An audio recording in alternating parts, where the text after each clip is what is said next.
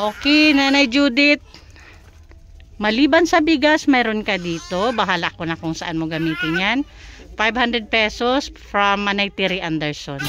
Ayan mga kanaynis, pagkatapos ng malaking baha dito sa Katarman, ito na po si Nanay Judith. Dito na po sila nakatira sa napaka-sikip na bahay po na ito. Morning po sa ating lahat. Subscribe po natin. Ednat Mundor. Ring of Partners na kami sa Samar. Northern Samar. Ayan. Salamat po mga kalingap. Thank you po Kuya Val. Salamat. Sa bawat sulok ng Northern Samar, may kamay na handang pumalala. Good morning mga kanaynis, Kalinga Partners. Nandito tayo ngayon sa Barangay Pulangi. Pulangi? Wala nang purok, di ba? Pulangi lang. Andito kami ka Nanay Ana. So may nakita tayo dito. Mukhang napaka-deserve para mabisita natin at ma-vlog. Actually, pauwi na kami. Nadaanan lang namin. So, bisitahin po natin mga kanaynis. Naupay. Hello. Nay, pwedeng may istorbo sandali. Langga, pasok tayo sa bahay mo. Wala, tuwalya yung dingding niya dito? Wala, pasok tayo. Ay. Iba pa paano tayo ate? Okay lang? Lupa naman to. Okay. Kala ko. Dito lang yung Dito na lang ako. Walang pupuntahan doon. Dito na lang ako. walang kuryente doon. Wala nang space doon. Dito na lang ako. Kasya sila dyan? Pinagkakasya. Kusina ka agad. Ako na lang amba. Walang space. Hindi niya. Tara. Nanay, good morning. Musta? Pakilan naman po. Nanay Edna. Judith po. Member ng Dagriti mo. Judith? Opo. Nakatakot pangalan niya na. Siya, alam mo naman siya yung ating amba, Jimmy Dagriti. Musta ang buhay? Ito. Kaway lang namin ng Lunes galing hospital. Sino na hospital? Ito po, dalawa. Dalawa? Bakit? Anong problema? Ito po, nag-tight suka. Kahit suka? Tapos nagtagal po siya doon kasi yung lagnat niya hindi natatanggal. May 1 linggo kami doon. Yung isa po, nakauwi agad na 2 days lang. So ngayon okay na naman na. Opo, ngayon okay. Siya naglalaro-laro. Nasa ano pa nga niya, mukha pa. Si Nanay Judith, ilang taon na? 29. 29. Tapos ilan anak mo na? Tatlo. Itong 3. 5 po yan kasi sa mama ko po yung dalawa. Nandun yung 2 sa mama mo. So itong 3, yung nandito sa'yo. Si tatay po, anong pinagkakakitaan? Nagkukupras. Kupras? Ang pagkakaalam ko, quarterly yung kupras. Diba? Diba every 3 months yung kupras? Paano pag walang kupras? Naghahanap po siya ng kung sino nag-aarawan dito. Kahit anong trabaho na lang pag walang kupras. Wala silang kupras. Ang pagkukupra, oo. So nanay, ikaw ano po yung hanap buhay mo sa mga bata? Kasi sa nakikita natin mga kanaynays, maliliit pa yung mga anak ni Nanay Judith. So hindi talaga siya pwedeng magtrabaho pa sa sitwasyon niya. Tapos Nanay Judith, yung kinikita ni tatay sa araw-araw, umaabot naman magkano? 500 na rin po, sapat lang po sa mga panggatas nila. Panggatas. 2 pa yung nagagatas mo Opo, tapos ayun, eskwela, kaso hindi po ngayon pumapasok dahil ngayon may sakit. Sila 2 nagagatas. Oo. Ito kasi may hika kaya ganun. May hika din. Ilang taon na to, Nay? Itong pinapaypayan mo, ilang taon na yan? 2. Itong karga-karga mo, 9 months? 2 years old yung isa. Opo. Ayun naman po 4. So pag walang-wala, Nay, pag hindi nagkakasya, anong ginagawa niyong mag-asawa? Minsan binibigyan po kami ng biyanan ko. Biyanan mo. Yun yung minsan nag-aabot sa inyo. Tapos, utang kami sa tindahan. Diyan po sa tindahan. Ngungutang na lang. Tapos pag may kita, saka magbabayad. Opo. Ano yung pag nagkukumpara sila, nagpinta na, magbayad na.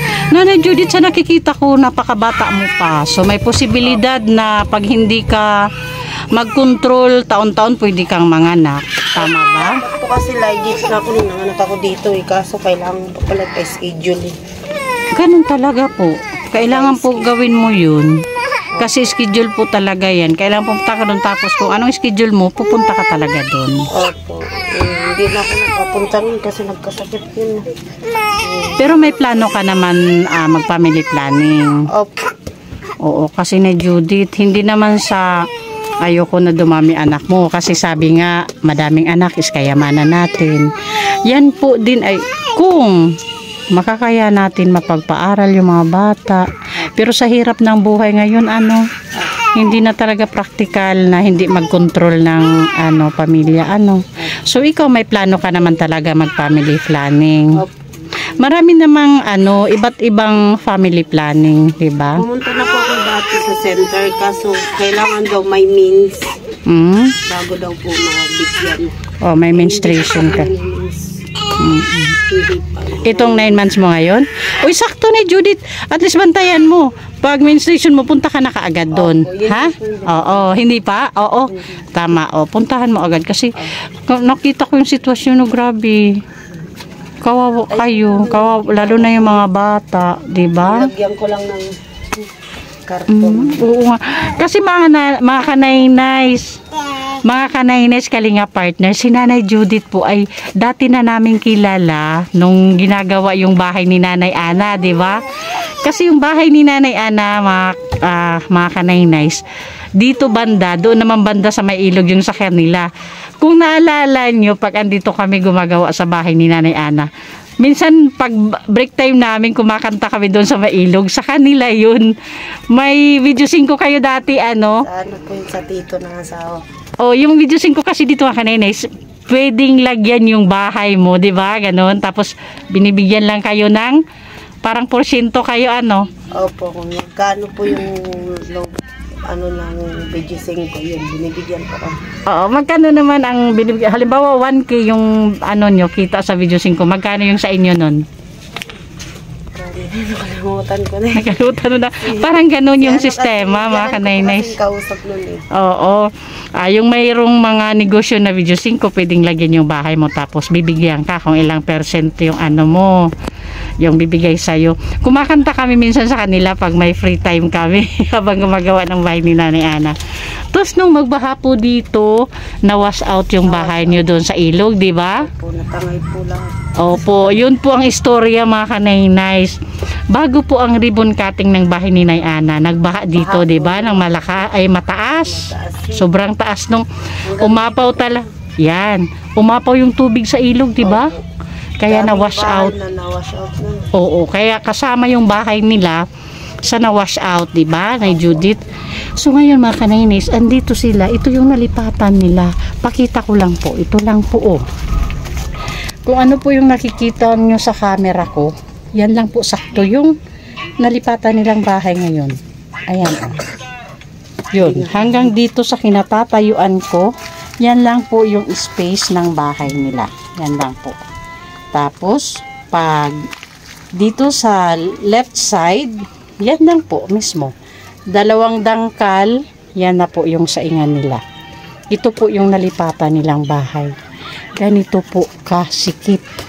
Tapos, tatlong apak, yan na po yung hagdanan nila. So, yun po yung nalipatan nila matapos po mawas out yung bahay nila doon sa baha. Nung pinakamataas na baha dito sa Katarman. Kaya, mas grabe yung sitwasyon nila mga kanainays dito compare doon sa dati nilang bahay. Kasi medyo maluwag yun, Tapos mahangin doon, mapresko sa mga bata. Kailangan mag-electric pa niya. sobrang hangin. Oo, di ba? Kasi doon kami nagpapahinga pagkatas kumain nung nagtatrabaho pa sa bahay ni Nanay Ana. Doon kami pumupunta ha. Doon kami minsan nakikiupo sa kanya, nakikitambay. Dati nag-ano si Kuya Joey ng kuryente. Oo, sa kanila din kami tama. Nagsasaksak ng kuryente pag may gagawin dito sa ano. Kailangan ng kuryente dito kay Nanay Ana. Tingnan mo nga naman tapos nung mawash out yung bahay nila, ito na po sila. So Nanay Judith, ulan na mapunta kayo dito sa bahay na to. Ano yung kaibahan sa kalagayan nyo araw-araw? May sobrang sikip. Di namin nakukulong yung mga bata. Palagi nasa labas. Kasi nga nabubuksan nila yan. Magreklamo sila dahil late nga daw po. Masikip. Kahit di kami kasi. Kaya lumalabas yung mga bata, nasisikipan sila dito. Hindi naman kami makapag-ipon magbahay kasi ngayon sila nagagatas din. Kasi nag-milk pa yung mga bata. So ayan, Nanay Judith, matanong lang kita, kung halimbawa, alam mo naman yung process namin, di ba? I-upload ko tong video na to, okay lang naman sa'yo. Tapos, pag mayroon pong nakapansin sa vlog natin na gustong tumulong sa'yo, ano sa tingin mo yung pinaka gusto mong tulong? Gusto ko po yung mapabayan. Bahay talaga yung pang araw-araw na susurvive naman. Opo, bahay lang po talaga. Bahay po talaga yung kailangan. Kawawa kasi yung Yung nawas out ng baha doon, bahay nyo yun talaga? Sa inyo yun? Hindi po, sa tito nyo. Nakitira din lang kayo? May-ari po ng Bigasing po. Okay. Kala ko sa inyo yun.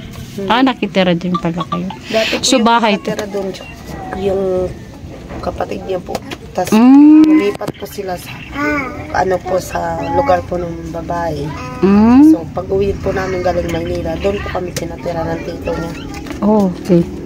So, ayan mga kaninays, bahay talaga ang iniiyakan ni Nanay Judith. Kasi grabe po talaga yung sitwasyon nila. Kasi hindi din naman sila makapag-ipon para sa pampakubo nila. Dahil nga po yung kinikita ni tatay kulang pa sa pang-araw-araw nyo.